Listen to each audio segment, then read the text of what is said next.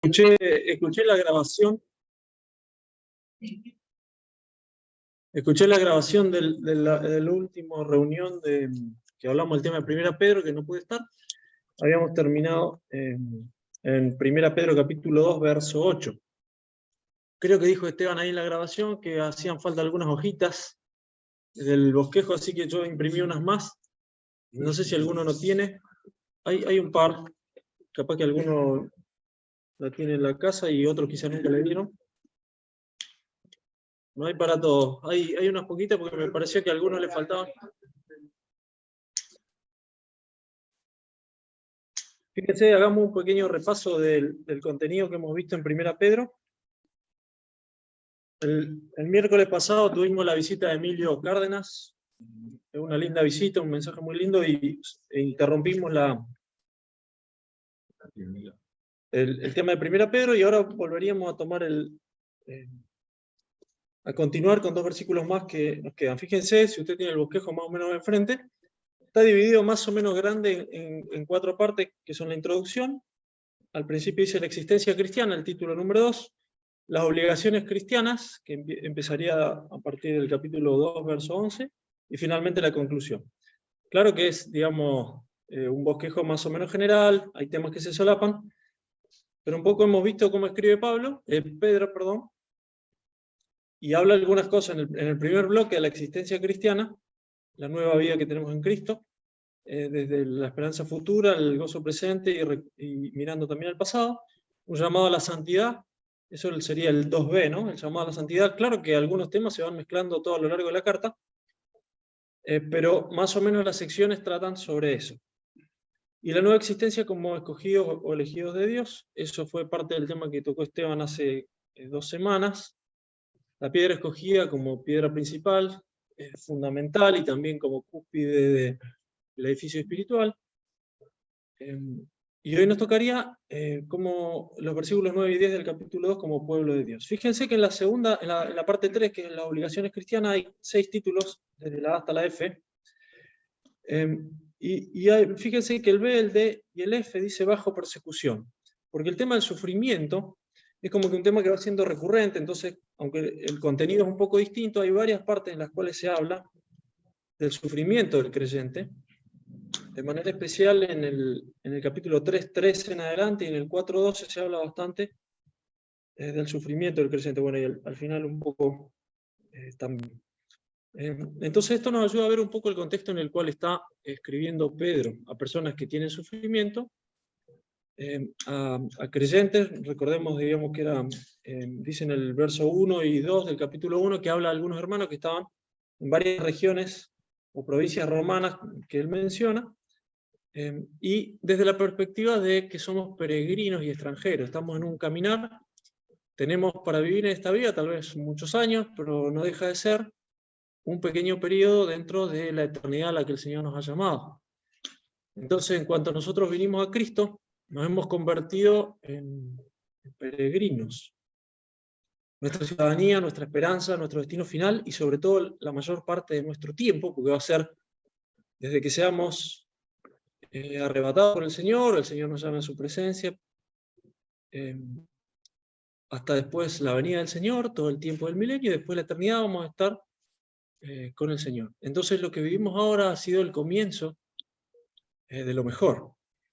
Entonces vamos a leer ahora los versículos 9 y 10 del capítulo 2, que es un texto bastante conocido y que cierra como esta primer gran sección del Primera Pedro, el cual nos muestra todo lo nuevo que somos y que tenemos en Cristo. Y luego va a hablar, a partir del 2:11, de algunas obligaciones, pero bueno, por supuesto algunos temas se mezclan. Y dice, Primera Pedro 2, del 9 al 10, 9 y 10, dice, mas vosotros sois linaje escogido, real sacerdocio, nación santa, pueblo adquirido por Dios, para que anunciéis las virtudes de aquel que os llamó de las tinieblas a su luz admirable. Vosotros que en otro tiempo no erais pueblo, pero que ahora sois pueblo de Dios. Que en otro tiempo no habíais alcanzado misericordia, pero que ahora habéis alcanzado misericordia. Quisiera pedirles que me ayuden Porque en estos dos textos utiliza mucho lenguaje del Antiguo Testamento. Entonces yo quisiera que leamos algunos versículos del Antiguo Testamento para poder ponernos en contexto y captar también un poco más completamente la enseñanza. Así que les voy pidiendo ayuda y algunos con su Biblia me van buscando algunos textos. Empiezo por Pedro, para allá, el que quiere voluntariamente yo lo señalo. Pedro Farías. Éxodo, sí, correcto, 19, versos 5 y 6. Ahí si el matrimonio Sada, alguno de los dos me puede leer Deuteronomio 4:20 y 7:6. Atrás, el banco Jorge y Fernanda, puede ser Deuteronomio 14:2. ¿Alguna voluntaria de por ahí que me quiera leer Deuteronomio 26:18? ¿Quién quiere ser? Que me lo diga ahora. 26:18. Dale, Estela, Deuteronomio 26:18. Isaías 43:20 y 21. 43:20 y 21. Lo vamos a leer dentro de un ratito, digamos, pero ténganlo más o menos ubicado, así usamos bien el tiempo. Y después voy a pedir un par de textos más.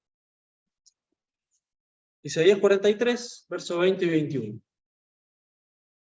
Isaías capítulo 43, versos 20 y 21. Muy bien. Miremos de nuevo el pasaje que tenemos aquí en 1 Pedro. Vosotros sois linaje escogido, real sacerdocio, nación santa, pueblo adquirido por Dios. Entonces, Pedro Farías, por favor, léeme este texto de Éxodo 19.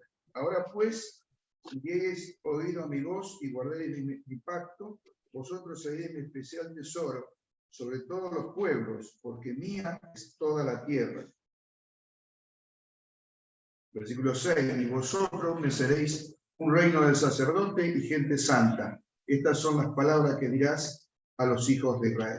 Recuerdan, salió Israel de Egipto y Dios se lo lleva como para encontrarse con él. Y se manifiesta de una manera muy patente, los hace acercarse a un monte y Dios manifiesta, porque quiso dar un mensaje, con un fuego muy fuerte, con tinieblas, con un estruendo de una manera que espantó a la gente, pero es como si Dios hubiera bajado a encontrarse con el pueblo e hizo un pacto con el pueblo. E hizo un pacto, si uno lee ahí Éxodo 19 en adelante, hay como una conversación y de vuelta con Dios, y el intermediario era Moisés. Y Dios le pone las condiciones y el pueblo contesta, aceptamos. Y Dios le dice algo más y el pueblo contesta. Y se establece una relación de pacto entre Israel y Dios. Dios la desea establecer. Y por supuesto, Israel tenía una parte en un pacto condicional. Israel tenía que hacer ciertas cosas y Dios iba a cumplir. Y entre las cosas en las que Dios les dice es, ustedes van a ser un pueblo especial. Miren que nosotros a veces leemos la historia del Antiguo Testamento y decimos, qué privilegio tan grande. ¿Cómo Dios los trató con ese privilegio? Cuando Senaquerib, por ejemplo, unos 3 siglos después, como 6 o 7 siglos después, viene a invadir Judá. Estaba Ezequías y Ezequías se presenta delante del Señor y ora, y pasa el ángel de Jehová y liquida 180.000 soldados, el ángel solo. Y entonces, ¿qué pueblo que lo cuida? ¿Qué pasa? La gente de la tierra que estaba en Israel, en la zona de Transjordania, ahora digamos del otro lado, de este lado, cuando se empiezan a enterar que salió un pueblo que era una multitud caminando por el desierto, a una muerte segura, porque el desierto no es para cualquiera, y estuvieron tanto tiempo dando vueltas con los niños, con los ancianos, con el ganado, y no se murieron y seguían, y a medida que decidían avanzar, Dios iba derribando a sus enemigos. La gente, recuerdan por ejemplo la historia de Rahab la ramera en Jericó, desfalleció el corazón. A veces la gente dice, este tiene un Dios aparte, en sentido figurado, medio exagerado, porque un tremendo accidente se salvó. Pero la gente de la tierra, los pueblos, empezaron a ver que esto de verdad tenían un Dios que respondía. Los egipcios, al último le decían a Faraón, Faraón, por favor, echalo, porque nos destrozó. De hecho, dice el texto que muchos de los egipcios y de otras naciones se fueron con Israel porque dijeron, acá hay otra cosa. Y no porque fuera muy grande, un gran ejército, sino porque se manifestó que tenían un Dios verdadero y un Dios aparte, como se dice, un Dios real. Y entonces Dios lo saca, y de ser un clan grande, un pueblo, se convierten en una nación, porque empieza a tener estatutos, tiene como una constitución nacional, tiene los 10 mandamientos, pero atrás de eso tienen todas las leyes civiles, penales, ceremoniales que Dios les da. Y ese texto que leyó Pedro es cuando Dios les dice, vamos a hacer un pacto, como se solía hacer, un pacto de tipo señor-vasallo, un pacto en el cual alguien se comprometía a cuidar a los vasallos, a darles lo que necesitaban, pero ellos se tenían que comprometer a que le iban a respetar como el señor y el amo, o un rey. Y entonces le dice, si ustedes hacen esto y esto y esto, ustedes van a ser mi especial tesoro.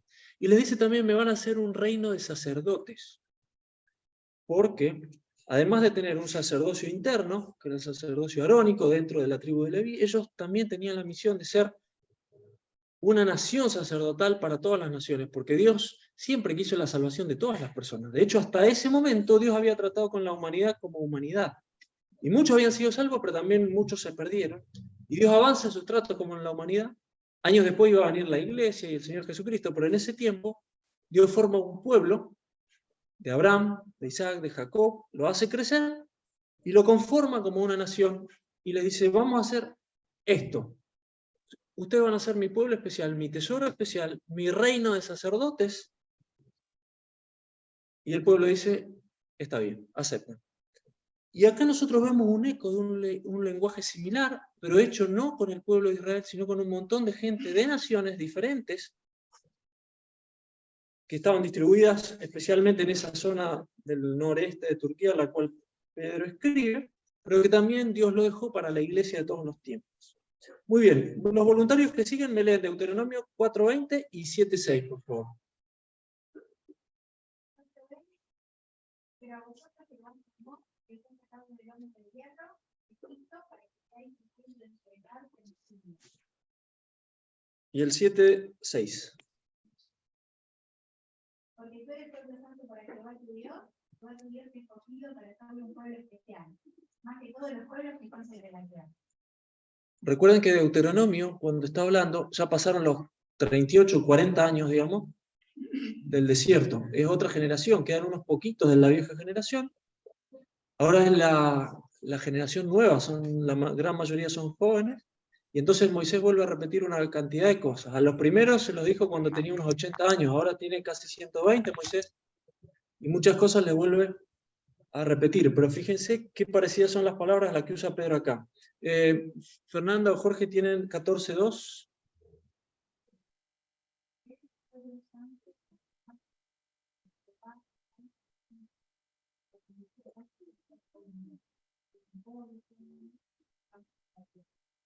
Fíjense cómo habla de la singularidad y cómo repite Dios por medio de Moisés, de un pueblo santo, un pueblo único, un pueblo especial. ¿Y qué dice el de 26:18? Por favor. Jehová ha declarado hoy que tú eres pueblo suyo, exclusiva posesión, como te lo ha prometido, para que guardes todos sus mandamientos. Un pueblo de posesión de Dios. Qué curioso es que Dios diga eso, porque Dios es poseedor de todas las cosas. Todos los pueblos en un sentido son posesión de Él. Las almas son de Él, dice la Biblia. Los animales, las plantas, el universo, todo le pertenece.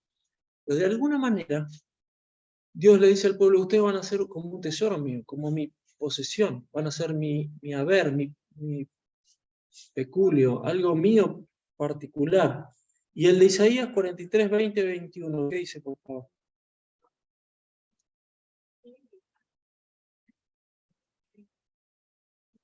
Porque daré aguas de desierto, ríos de soledad, para que era mi pueblo. Este pueblo que crearon para mí, mi alabanza glorificará. Muy bien, pasaron también unos años desde Moisés hasta ese punto, y Dios le vuelve a decir a Israel esas palabras, y nosotros leemos ahora para nosotros, para la iglesia, ustedes son linaje escogido, real sacerdocio, nación santa, pueblo adquirido por Dios como posesión de Dios, para que anunciéis las virtudes, parecido a lo que leíamos en Isaías recién, de aquel que os llamó de las tinieblas a su luz admirable. Vosotros, que en otro tiempo no erais pueblo, pero que ahora sois pueblo de Dios, que en otro tiempo no habíais alcanzado misericordia, pero que ahora habéis alcanzado misericordia. Y quisiera que pensemos un poquito en estas características que Dios dice de nosotros. Nosotros mismos, la iglesia. Fíjense que primero dice que somos linaje escogido. Un linaje es, en sentido biológico, un grupo de personas que tienen un vínculo sanguíneo, que tienen semejanzas, que tienen ancestro común, origen común. Y nosotros somos un linaje, pero no terrenal, somos un linaje celestial. La naturaleza de la iglesia como pueblo, como familia, es de naturaleza espiritual.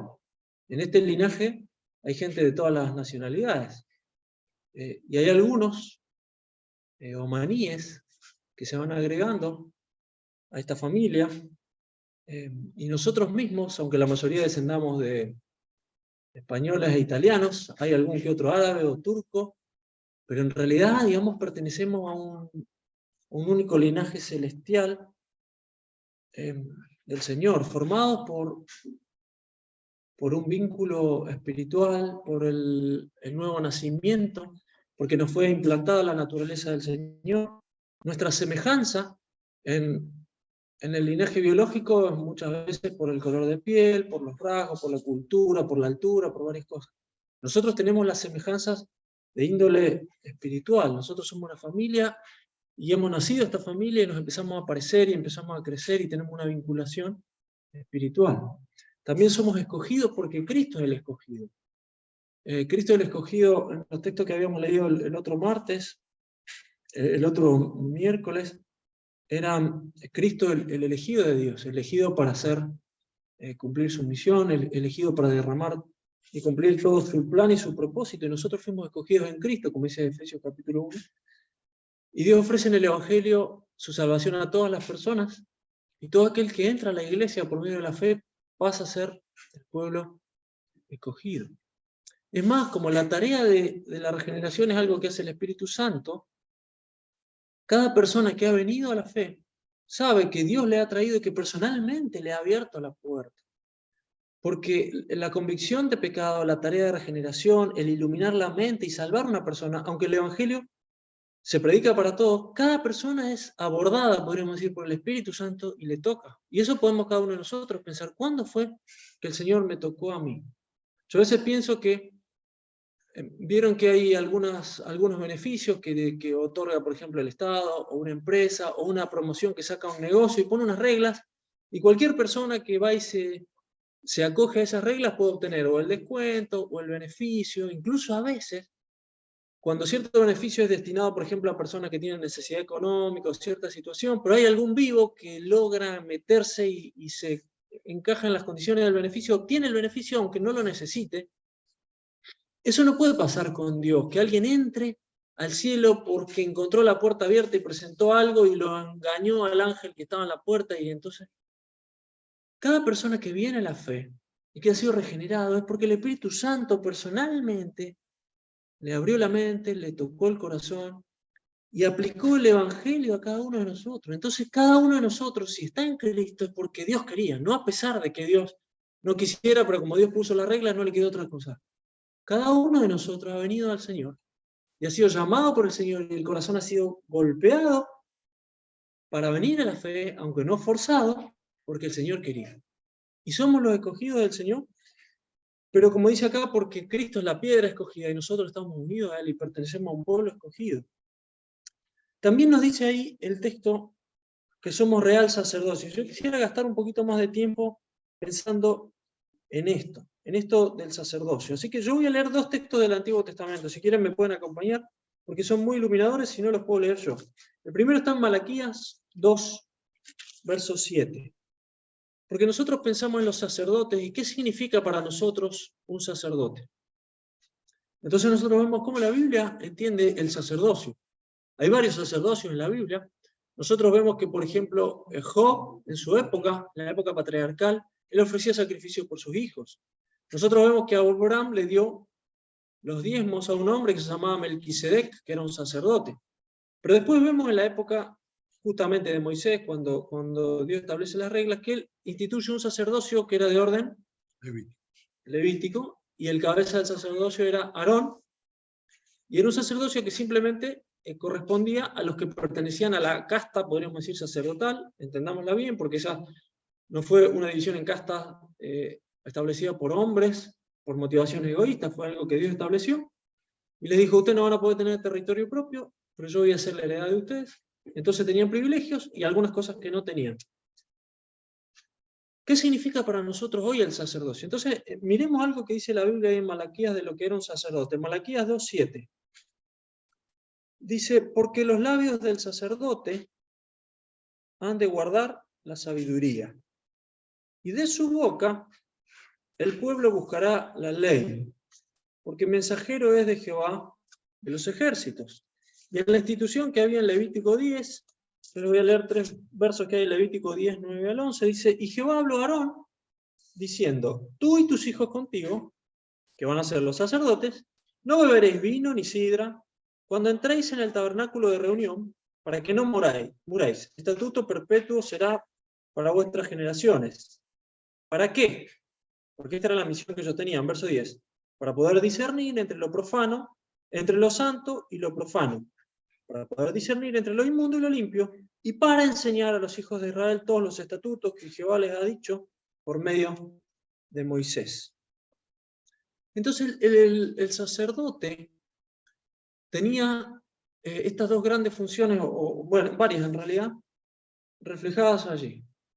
Del sacerdote el pueblo tenía que ir a buscar la ley, el sacerdote tenía que ser el que ayudara a instruir entre lo bueno y lo malo, entre lo profano y lo santo, y Dios también había tenido en su plan que este pueblo, Israel, fuera ese reflejo, esa vía de instrucción y educación para los pueblos de alrededor. A veces funcionó, aunque muchas veces Israel no funcionó de esa manera. Y yo quisiera que miremos un poco de lo que es el sacerdocio del creyente en el día de hoy. Acompáñenme a leer algunos textos. Por ejemplo, vamos a la carta a los Hebreos. ¿Por qué? Porque nosotros somos un reino de sacerdotes y parte de nuestra misión se ve reflejada en los otros sacerdocios, pero también nosotros tenemos en el Nuevo Testamento instrucciones sobre qué significa que nosotros seamos sacerdotes. Miren lo que dice Hebreos capítulo 10, verso 10. Lo primero que nos dice es que nuestros sacrificios como sacerdotes de este real sacerdocio no son sacrificios redentores.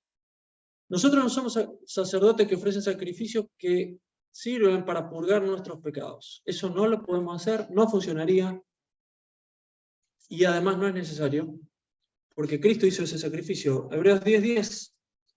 En esa voluntad somos santificados mediante la ofrenda del cuerpo de Cristo, hecha una vez y para siempre. Varias veces más dice el texto en el verso 12, por ejemplo, Cristo habiendo ofrecido una vez para siempre un solo sacrificio por los pecados, se ha sentado a la diestra de Dios. Y el verso 14 dice, con una sola ofrenda hizo perfecto para siempre a los santificados. Entonces, nosotros vemos que el sacrificio de Cristo, el sumo sacerdote, fue el único sacrificio definitivo y final, redentor. El sacrificio por el cual nosotros tenemos salvación.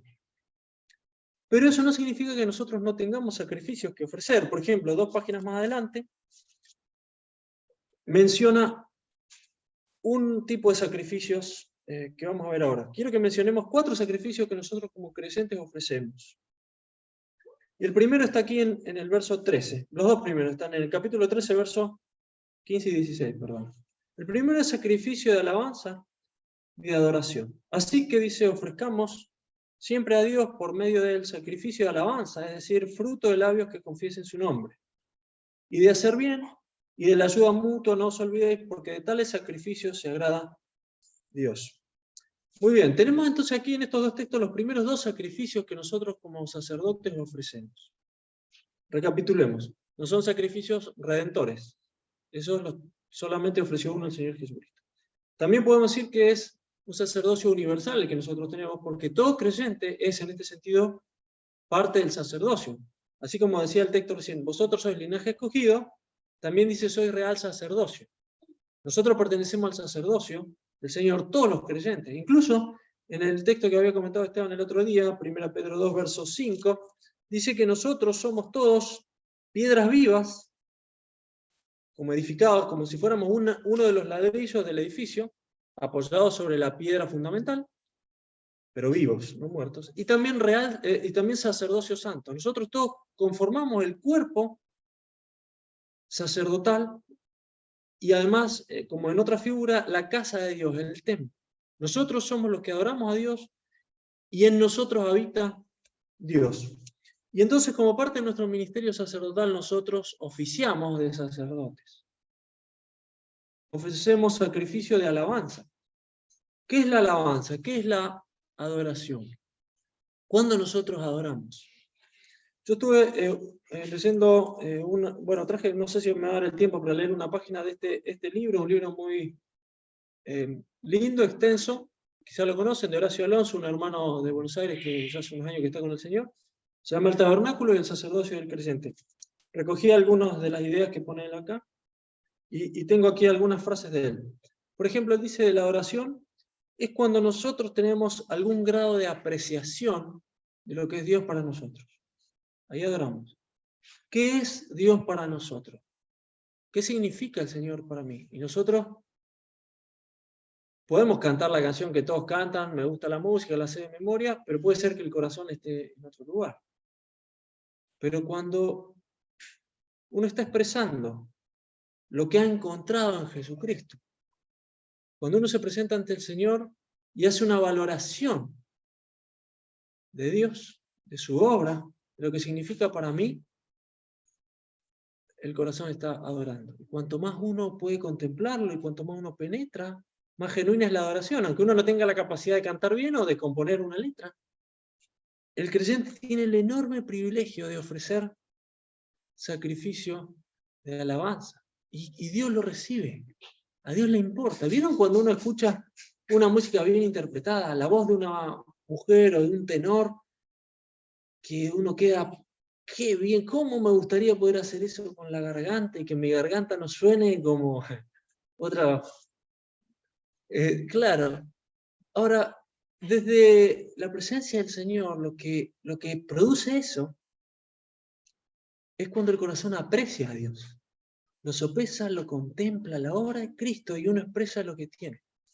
Y Dios lo recibe, y Dios lo quiere, y nosotros hemos sido escogidos para poder tener el privilegio de ofrecer a Dios eso.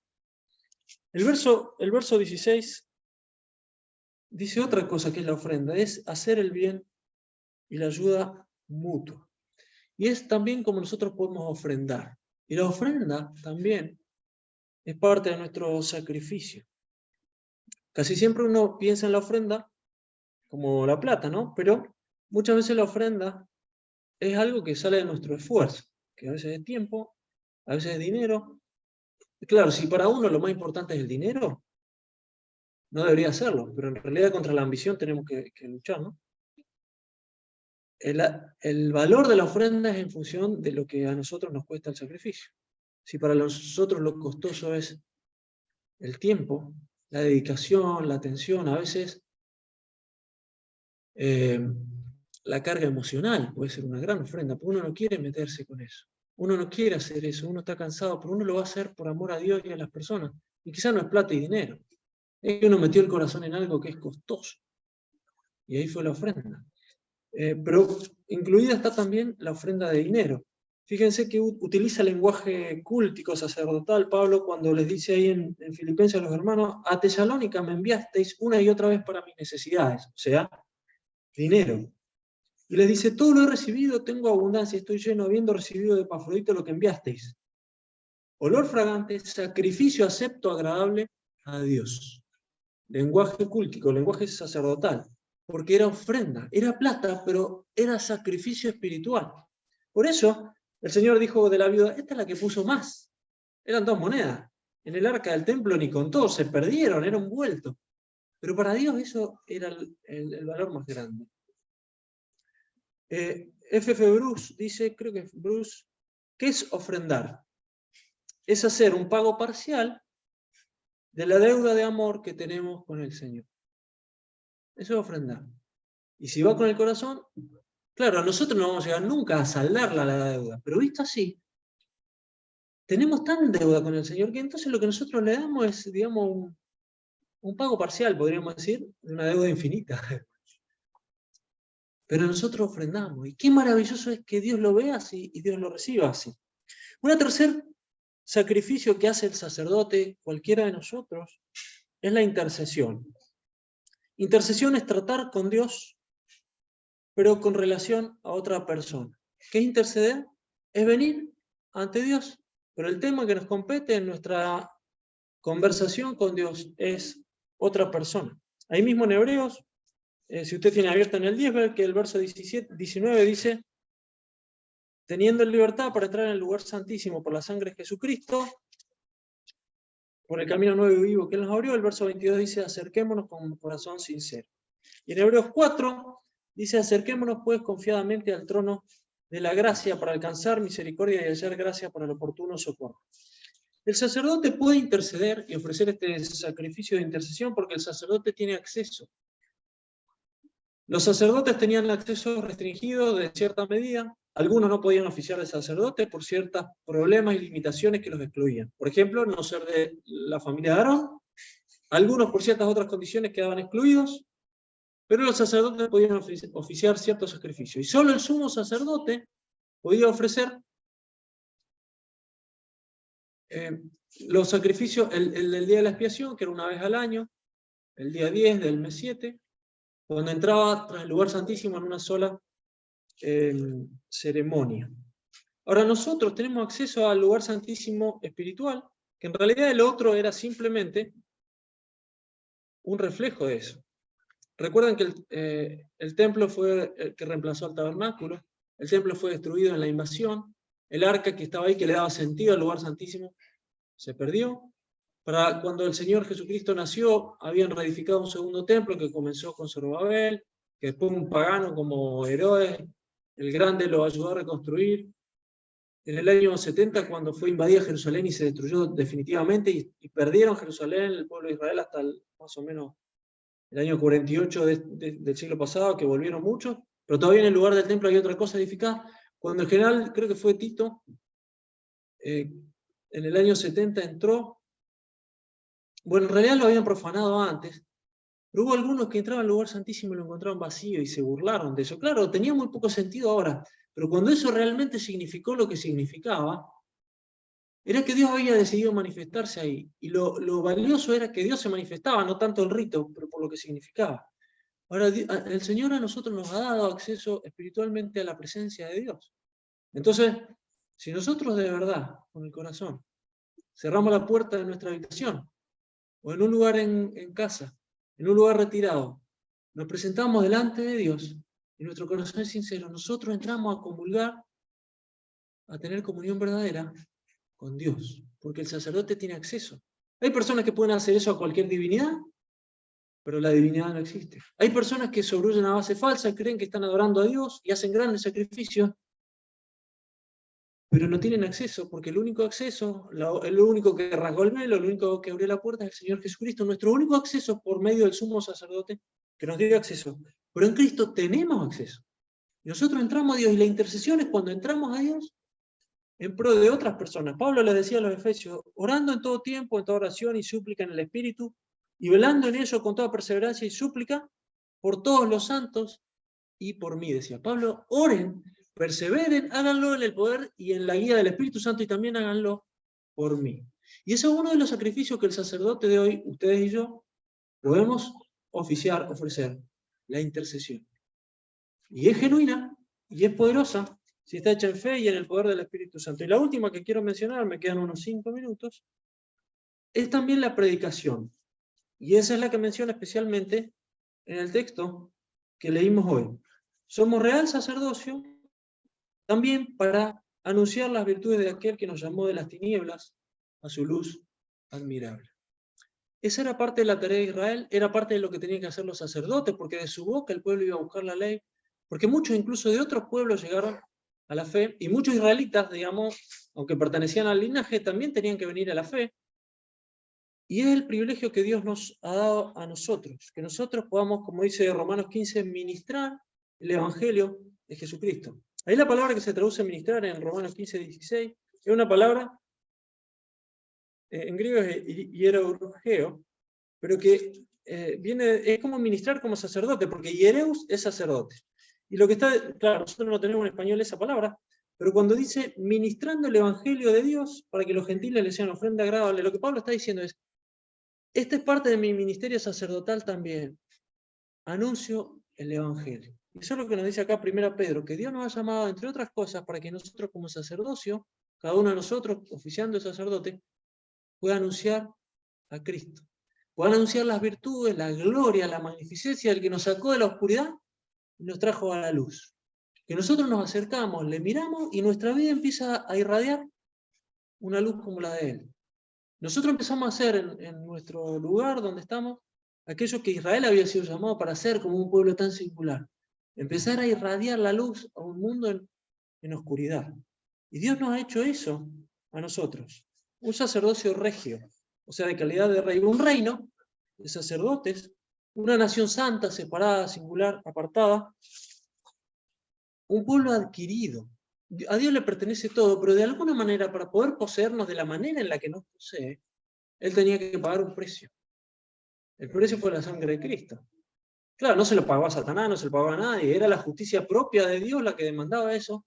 Entonces, si Dios nos quería tener como familia, si Dios nos quería tener cerca, si Dios nos quería tener sin el problema de la separación del pecado, tenía que resolver el problema, y era un precio altísimo, la vida del Señor Jesucristo.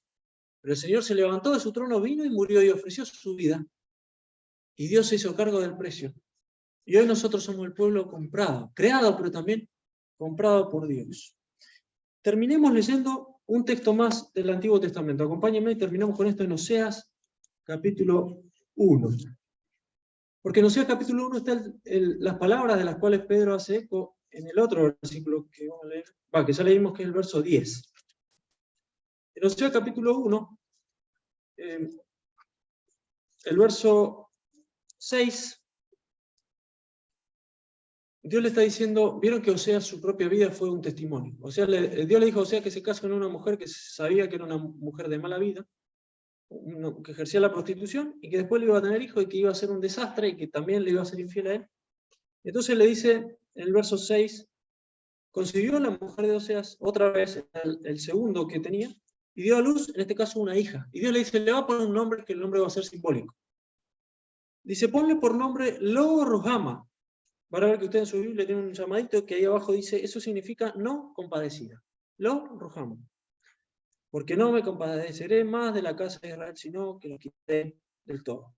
El verso 8 dice, después de haber destetado a Lo-Ruhama, ya había pasado un par de años, tal vez porque lo destetaban, dejaron de darle el pecho cuando era un poquito más grande los bebés. Dice que volvió a concebir la mujer de Oseas y dio a luz, en este caso, un varón. Y le dijo Dios, verso 9, ponle por nombre Lo-Ammi.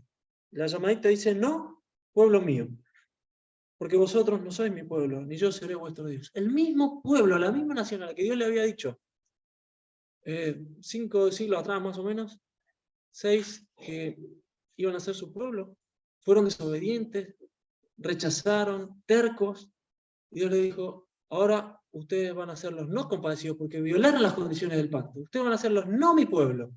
Eso le pone de nombre. Pero fíjense que en el capítulo 2, porque este mensaje, o sea, era un llamado al arrepentimiento. Entonces dice el verso 2.1, capítulo 2, verso 1, decide a vuestros hermanos Ami y a vuestras hermanas Ruham. O sea, pueblo mío, compadecida. Y el verso 21 del capítulo 2 dice, en aquel tiempo, cuando ocurra la restauración, dice Jehová, yo responderé a los cielos, y ellos responderán a la tierra, y la tierra responderá al trigo, es decir, Dios les iba a bendecir materialmente de nuevo, al vino y al aceite, y ellos responderán a Jezreel, y la sembraré para mí en la tierra, y tendré misericordia de la Ruhama, o sea, la no compadecida ahora iba a ser compadecida, y diría a mí, tú eres mi pueblo, y él dirá, Dios mío. Y ahora venimos a 1 Pedro, capítulo 2, verso 10, y él le dice a los creyentes, ustedes en otro tiempo no eran pueblo, pero ahora son pueblo. Ustedes en otro tiempo no habían alcanzado misericordia, eran los no compadecidos, pero ahora habéis alcanzado misericordia. ¿Alcanzamos a darnos cuenta del privilegio que nosotros tenemos como creyentes, de lo que tenemos en Cristo, de aquello al que Él nos ha llamado? ¿Qué habrá sido para Israel escuchar esas palabras, para los fieles sobre todo, que se dolían para el remanente fiel, que se dolía de ver un pueblo de espaldas a Dios, cargado de incredulidad y de idolatría, que el Dios que los había llamado, a causa de su persistente desobediencia, le dijera, ustedes no son más el pueblo de mi tesoro y de mi misericordia, ustedes no son más pueblo. Pero ahora Dios nos dice a ustedes que andaban perdidos en su propia vida, en sus propias cosas, de distinta nacionalidad, nosotros en mayoría argentinos. Dios nos hizo incorporar a su pueblo elegido. Nos hizo parte de su reino de sacerdotes. Y también ha tenido misericordia de nosotros. Que esta palabra, que esta recordación del lugar que tenemos en el Señor Jesús, nos ayude, nos anime, nos incentive, nos avive el fuego de nuestro deseo de predicar el Evangelio, de vivir como una nación santa, de ofrecer sacrificios espirituales, de valorar las cosas como el Señor las valora, y que podamos reflejar la luz que el Señor nos va a dar. Amén. Oramos y terminamos.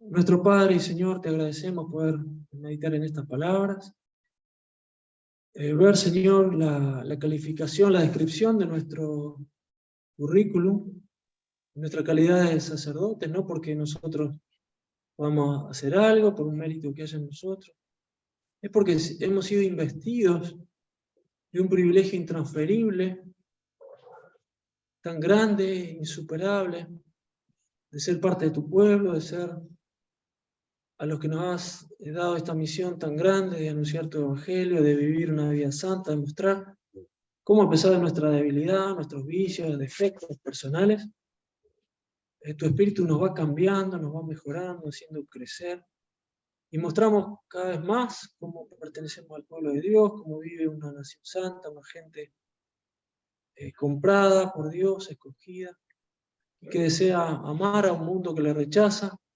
iluminar a un mundo en oscuridad que está como estábamos nosotros antes de venir a Cristo. Gracias por compadecerte de nosotros, Señor, por tenernos misericordia y por habernos hecho parte de tu pueblo. Hoy peregrinamos hasta el día en que entremos a la tierra prometida, a la gloria de tu presencia. Y te agradecemos, Señor, por tantos privilegios.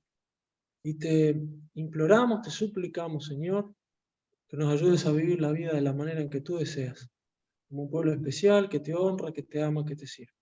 Oramos en el nombre del sumo sacerdote, el intercesor, el que nos abrió el camino a tu presencia, el Señor Jesús. Amén. Amén. Amén.